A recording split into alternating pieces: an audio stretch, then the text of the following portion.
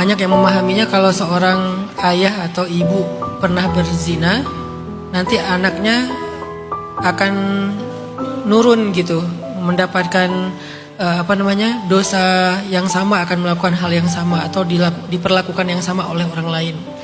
Enggak kayak gitu maksud hadis. Maksudnya gini, kalau orang berzina lalu perempuannya hamil, otomatis kan secara syariat anak itu bukan anaknya si ayahnya kan? Bukan anaknya si ayah gitu. Kemudian orang tuanya nih nggak paham syariat. Karena nggak paham syariat, ketika anak perempuan ini kelak menikah, si ayahnya menjadi wali menikahkan anak perempuannya.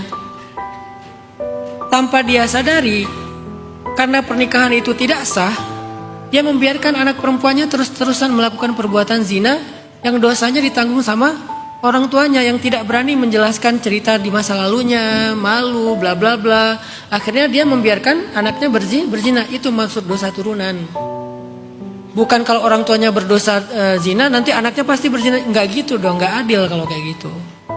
Sehingga hadis itu justru ngajarin kepada orang yang udah terlanjur berbuat zina, dia harus mengambil tanggung jawab dan konsekuensi itu untuk menjelaskan ke anaknya, kamu bukan anak ayah secara Islam, kamu anak ayah secara biologis, jadi ayah gak bisa menikahkan kamu, harus pakai wali, hakim dan seterusnya. Konsekuensinya mungkin dia akan marah, dia akan kecewa, ya udah terima.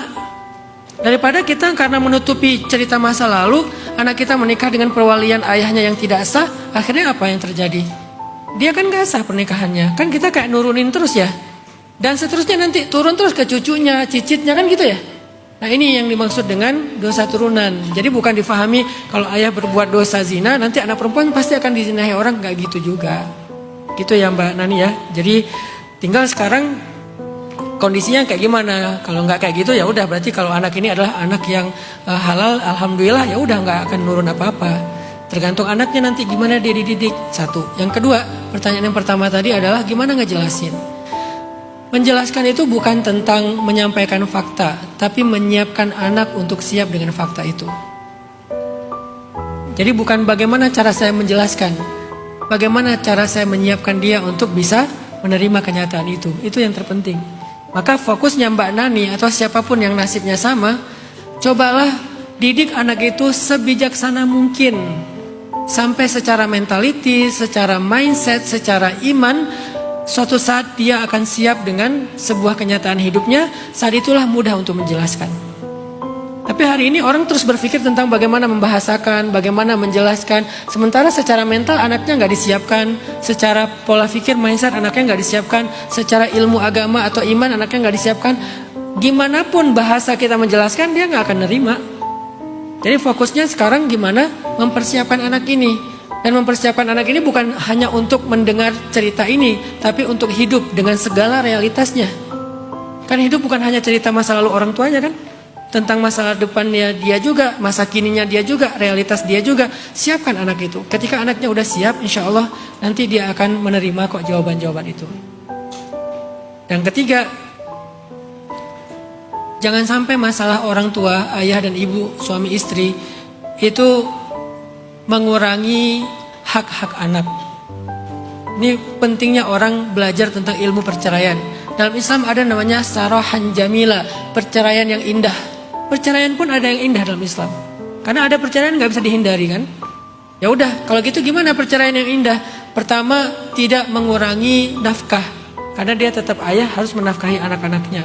Kedua, kasih sayang. Walaupun bagaimanapun keadaannya, dia tetap ayahnya, dia tetap ibunya, kasih sayangnya harus diberikan. Walaupun secara teknis udah beda sama orang pada umumnya. Jadi ini harus tetap diperhatikan. Sehingga suatu saat kelak, ketika anak itu tahu kenyataannya, dia akan bisa lebih mudah berdamai. Karena dari sisi hak dia gak terlalu banyak yang kehilangan.